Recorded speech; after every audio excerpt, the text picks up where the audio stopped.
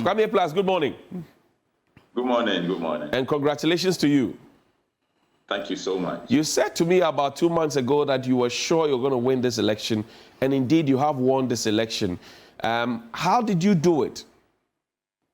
Thank you. Good morning to your listeners, to your viewers. Like Roland said, before I jumped into the race, as somebody who has some level of education, you have to be scientific. You don't do try your luck. Right. So there are constituencies where the law allows me to contest. And so I had to do a research in both constituencies. That's to ascertain whether they like their MP or they want change. Right. And when I did the research in the first constituency, it came up that about 55% of the people wanted change. Then I did the second constituency, and then it came out that about 70% of the people wanted change. So I looked at the odds, and I felt like this is where I have to go. So even before I stepped in, I knew exactly what was on the ground. Right. If you look at 55%, it wasn't going to be difficult for the MP to do something to change the minds of the people and so on. But 70% was a huge figure. And so I decided to go for the 70, yes. Which other constituency was this? One thing that has really... Sorry, which other constituency was this? We know of Gomoa Central where you have won, but which other constituency did you try looking into before you leaped? I will hold on to that for now. You don't want to share information with your brother? No. I hear you.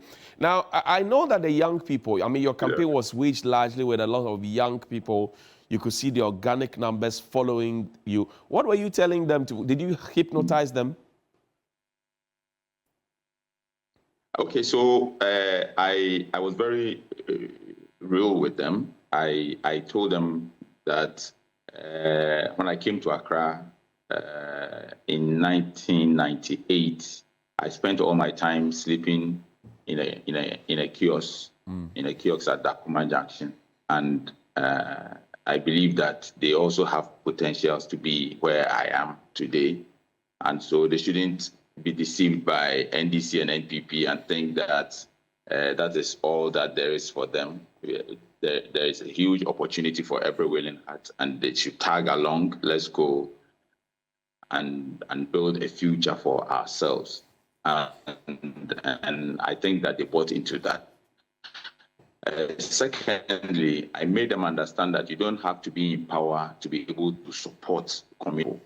So even though I was not in power, I was doing almost everything for them. I've done a lot for the constituency, and it changed the narrative where NDC PC comes and say, "Oh, I'm not in power, so vote for me. When I come into power, I will do this." I told them that let's apply the Jesus Christ principle. Jesus Christ said, "I will resurrect the dead when I come to power to power." And so he resurrected Lazarus as an example. I will give you food, 10 bread and fish to feed, leading by example. Hello, Kwame. So now, somebody told me that for the first time in the life of your constituency, one of the villages that, you know, you had to travel a long distance to connect with other communities. And for the first time in the life of that village, you cut through the forest. I mean, what kind of ambition drove you to do that? Yes. Okay, so I have a different mindset. I have a different outlook on this whole politics that we do. So people complain about spending money to build roads instead of keeping the money and spending it on the D-Day. And they had this whole mindset about election day, you have to give people money and all of that. But I believe that even if I build a road and I lose the election, it will be a legacy that will live forever. So Gomoa is a village in my constituency. and the secondary school, the only one of the government secondary schools, like the E block that John Mahama built, is in Gomoa German, and these towns are very close. So it will take you about 3 minutes to drive from Gomoa Dahum to Gomoa German. But because there was no road connecting to the two towns, and there's never been a road in 300 years, they've been there for close to 300 years, there's never been a road. You have to go all the way around and drive for, say, 40 minutes or 45 minutes to get to the next town.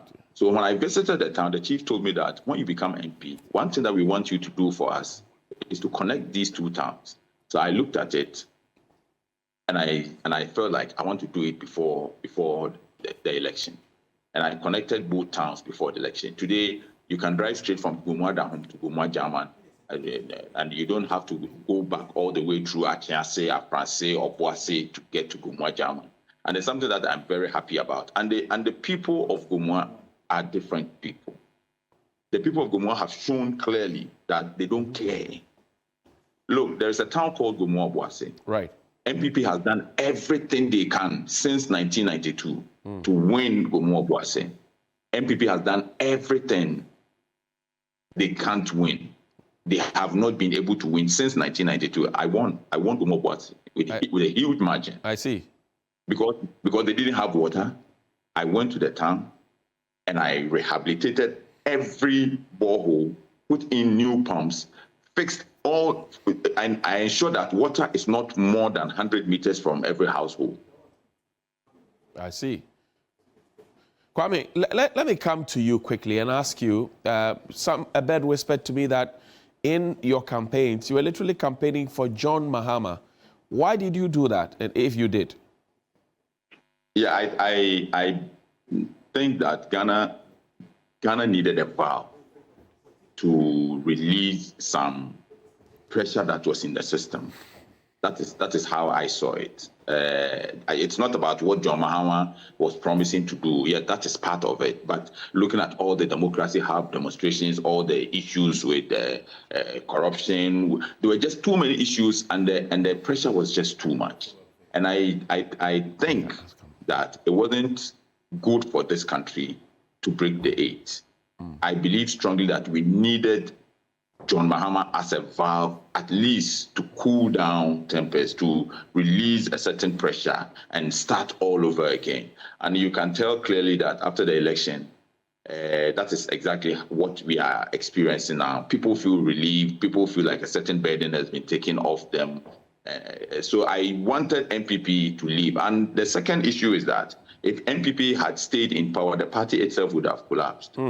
We didn't. Yes, the party itself needed a reset. Anybody who likes MPP, who loves the MPP, right, must ensure that the MPP is in opposition. In fact, if you buy a new Rolls Royce and your tire bursts, I'm not sure you're going to drive it and say you want to drive it to the next organizer.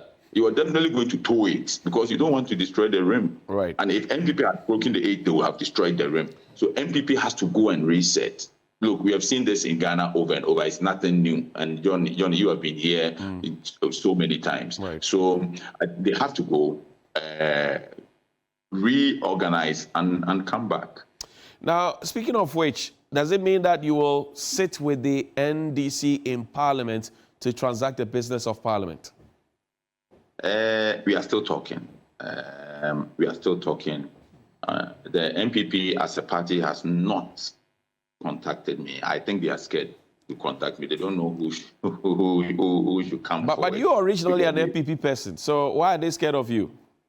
I'm originally a Nanado supporter. Right.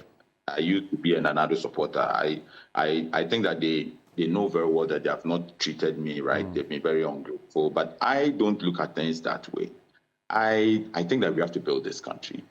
And I don't even see myself being in government, Johnny. Honestly, after I won the election, I sit back and look at, am I going to be part of the majority and just accept everything, or we are going to build this country?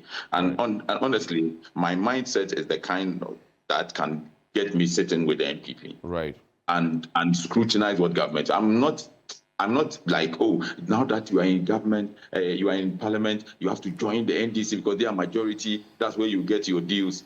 Johnny, I walked into that constituency. I built road, built water, community water system, built everything. I ran a campaign from my pocket. The NDC government is not going to give me anything. I ran a huge campaign from my pocket. Kwame A Plus is sorted. The day I came on your show, I told you. Right.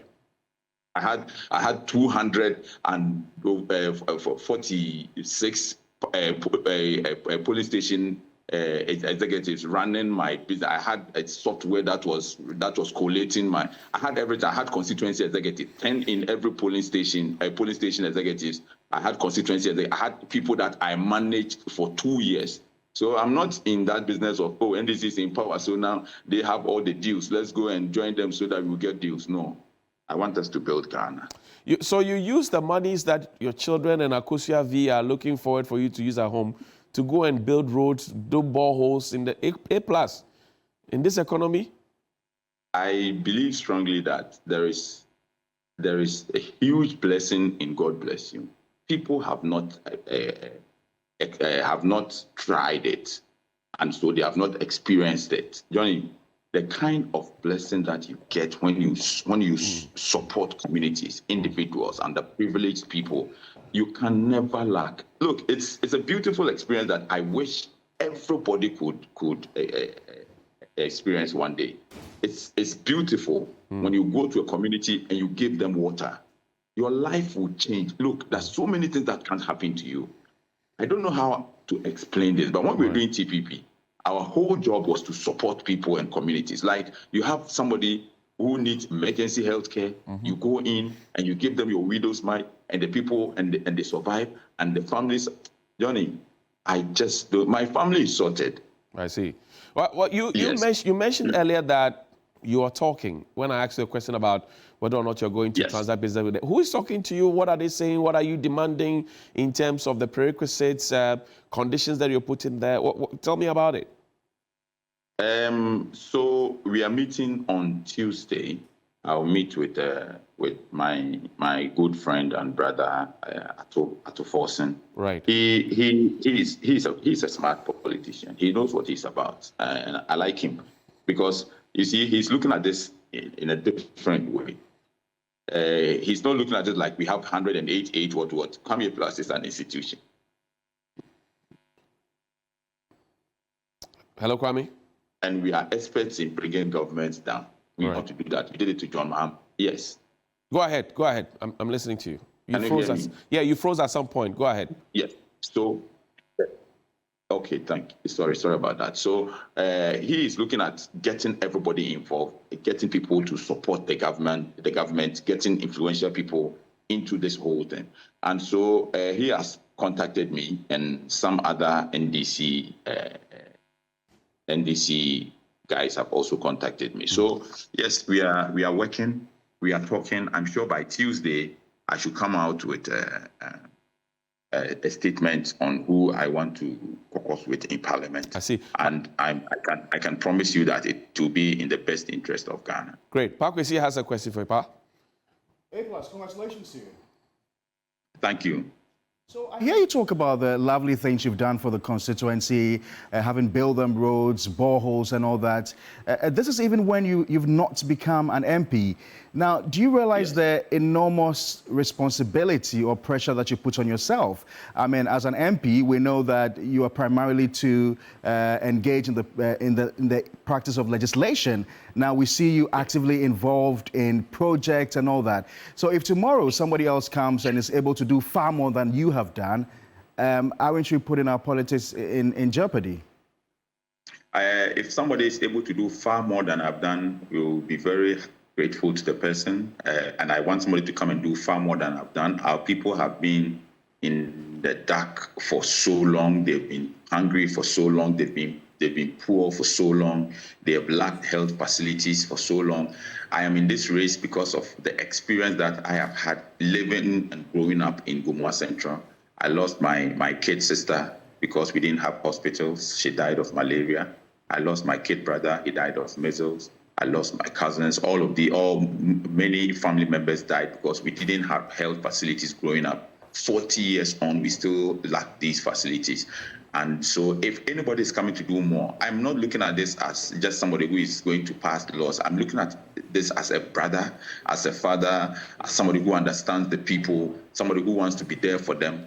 If I have money, that is my own money, I'll take it. I'll take all of it to Gomoa Central and ensure that the people's livelihoods have been improved.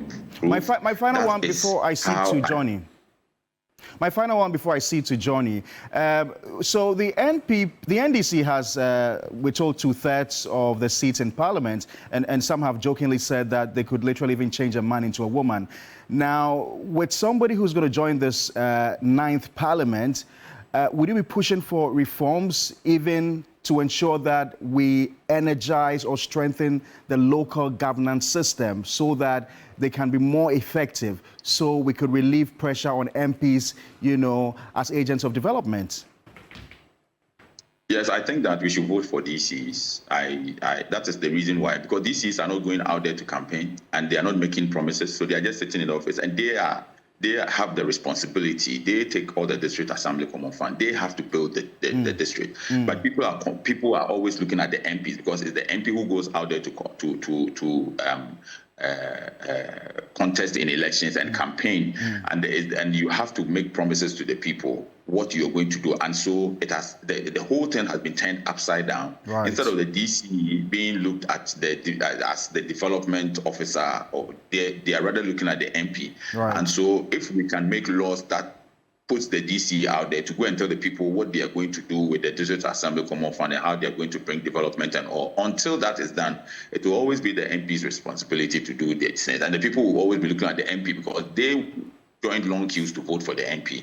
And so they're expecting something from the MP. So this is one thing. The other thing that we have to look at is amending the law to ensure that the National Development Planning Commission is independent enough to ensure that governments continue projects and programs of the previous government. According to the Auditor General, we are losing so much money to abandoned projects yearly, and it is important that we have a blueprint as a country so that irrespective of who is in government, projects and programs will continue. Isn't it funny when people are campaigning that NDC will cancel free SHS? It shouldn't be NDC and NPP deciding the kind of education we give to our children. It should be a national program. It should be law.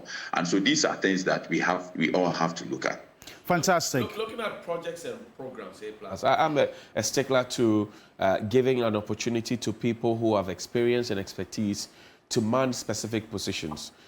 If you're called tomorrow by John Dramani Mahama to say, look, A Plus, you have extensive experience in the arts and entertainment industry, so come and serve as a minister or deputy minister, would you reject that offer? I'm stating clearly on your show, I don't want to be a minister, I don't want to be a deputy minister. It mutes you, it makes it. I'm a non-conformist. I want to be a free thinker. I want to scrutinize, look at what is happening. I don't want to be a minister. Like I'm saying this on your show. I will not be a minister. I don't want to be a minister. I just want to sit back, relax, and tell Ghanaians what is happening. And Johnny, I'm going to be your correspondent from Parliament. I love that. I love it. Roland, well, certainly your job is at stake. Yeah, and A Plus, I saw a post on your timeline that said, I don't know whether it was jokingly, but you said the term should be increased for the president to 6 years. Then you send the MPP into opposition. You are joking.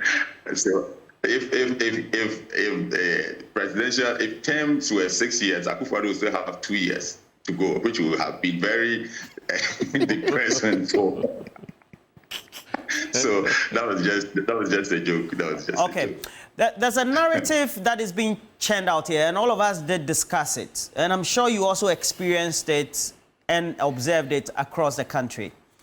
That the young people didn't turn up to vote, or generally the voter turnout was low. But I'm using the young people because they form the bulk of the population, in excess of over 70%. Is it because MPP young people didn't turn up to vote, or generally there was a decision by the young people not to turn up to vote? Okay, so the young people of this country are disappointed. They have tried NDC, NPP.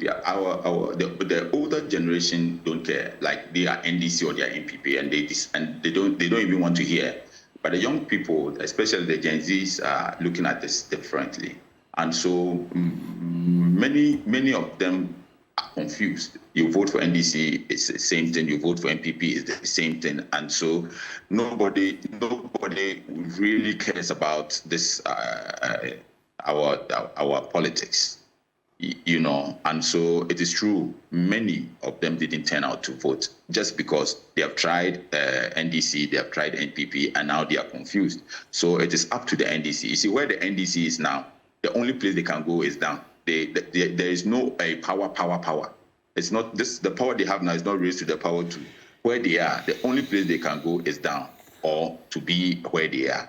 And so it is important for them to provide these young people something that will make them turn out in their numbers and vote for the NDC in the next election. But that's true. I don't know the narrative that those who didn't vote are NPP people. That one maybe we have to ask Musa Dankwa. He will be able to. I see. Kwame, I'll ask you this. On the day that Nana Addo Dankwa Akufo-Addo won the elections in 2016, you said you were with him. He held your hands. You said you were going to teach these people how to govern. One of the things that I remember so well.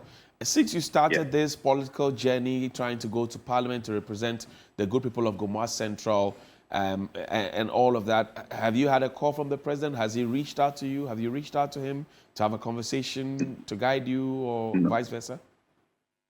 No, he has never called me. The last time he spoke to me, he said Akufo-Addo is an opportunist.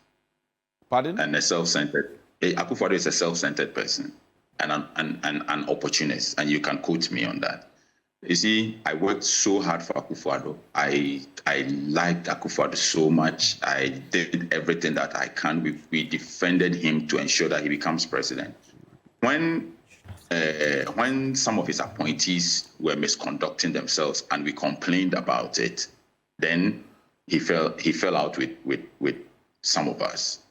Akufo-Addo never spoke to me from 2018 until 2 weeks to the 2020 election, when he was not sure whether he was going to win or not. And before that, Kennedy Japan had told me on countless occasions that Akufo-Addo wanted to speak to me, and I said to Kennedy Japan that Akufo-Addo, he can be president of the world, but he will never get through to my phone. I will never. So it was on Kennedy Japan's phone that I spoke with Akufo-Addo. It was Kennedy Japan who called me and said, "Hey, don't disappoint me, please. President is here. Take and speak to him." Bro, yeah, Johnny, you can have the world. You can have all the money. Some people ask, "Oh, he ain't stubborn proud." I just don't care. In 2020, I held a TPP rally at Asalam Down.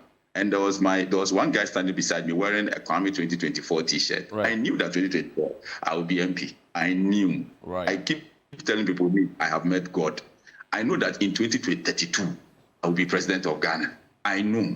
And you people have to tag along. A plus. Say that again. Say that again. What did you say? Say that again. I said I knew that in 2032 I will be president of Ghana.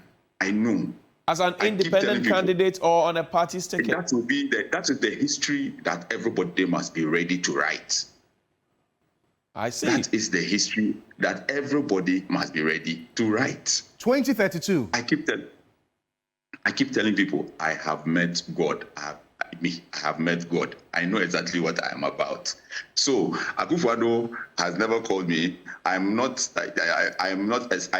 not expecting his call. Akufo-Addo only called me in 2020, 2 weeks to the election, because he wanted support, because he was scared. And after that, he has never called me. But I've never shed a tear. I know what God has planned for me. I said way back in 2020, I'll share the photo on Facebook today. Right. Way back in 2020, I had a rally with somebody wearing Kwame 2024 T-shirt. I knew that I would be MP today. I see. Now, in terms of the defeats that the MPP has suffered in the hands of the Ghanaian electorate at the polls, would you say that Akufo-Addo is the cause, or would you attribute that to the joint ticket of President Akufo-Addo and Dr. Bawumia as having failed the MPP in this regard? There is nobody who voted against Dr. Bawumia. Everybody who voted against Akufo-Addo. Oh, why do you say that? The result that we had is a protest against Akufo-Addo. You cannot be president of a country that has gold, that has oil, that has all the natural resources that you can think of. Right. And ask young people who are betting on Manchester City and Chelsea to give you part of their earnings to be able to run a country.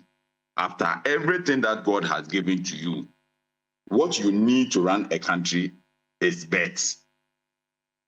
Everybody who voted against Akufo-Addo, not Dr. Bawumia. All those who voted for NDC voted against COVID levy. All those who voted against in this election voted against COVID levy. I see. Most countries made money from COVID. Most countries made money from COVID. It is only Akufo-Addo who brought some Nigerians or whoever into this country to come and take money from our airport and share it amongst themselves. And after that, turn around and come and charge Kenyans COVID levy after he and his people had taken the money. It is only Akufo-Addo who had a finance minister that even his MPs in parliament were telling him to remove. But he was so arrogant and decided that he will keep the finance minister. He doesn't care. It is only Akufo-Addo who said that he's going to turn this country into Las Vegas by making it the neatest city in wherever and take sanitation levy and we don't know what he has done with the money. It is only Akufo-Addo who sat down and watched his own people print tags with $4.5 million. They use printer, HP printer, to print tags and take $4.5 million. Everybody who voted against Akufo-Addo. Akufo-Addo is going down in history as one of the worst presidents that we have had. It looks like you have written off the president, but tell me, in terms of rating, where would you peg him on a scale of 0 to 10? I would peg him 2. 2 over 10? 2 over 10. A plus, why? Yes. That's F9. Please, did you say why? Yes, we're asking you why. I have the marking scheme, and you're asking me why. Yeah, we want to understand. We want to understand what went into the marking scheme. 2 over 10, free SHS, 1 district, 1 factory, 1 village, 1 done, planting for food and jobs, 1 million per constituency, planting for export and rural development, rent assistance, scholarship. You have not seen all these things that the president is doing. Okay, so Agenda 111. So free SHS is a very good policy, and that is why I gave him 1. DRIP is another good policy that will help us build our roads, so I gave him another 1. 1 village, 1 dam. I had to subtract like 5 so that he'll get -3. So you see, I'm trying for him because they went. Look, let me tell you what is in my constituency. John Mahama built a dam in a town called Gomoa. It is between Impumem and Gomoa Lume and Ogwan, those areas. Right. You have to come to Gomoa and see what a dam is. And he never made noise about it. It is a dam with about 33,000 hectares of land for farming. All the canals built. And this was built in 2016. It's so beautiful. It's on my Facebook. That is what you call a dam. Akufo-Addo and his people went to the villages to dig potholes and told us that they have built dams. And when you ask them that, didn't you say you were going to build dams? They said, did we tell you the size? This is the dam we were talking about. Akufo-Addo said he was going to build 1 district, 1 factory. Right. His people, it was just an avenue for his people to make money for themselves. Where are the factories?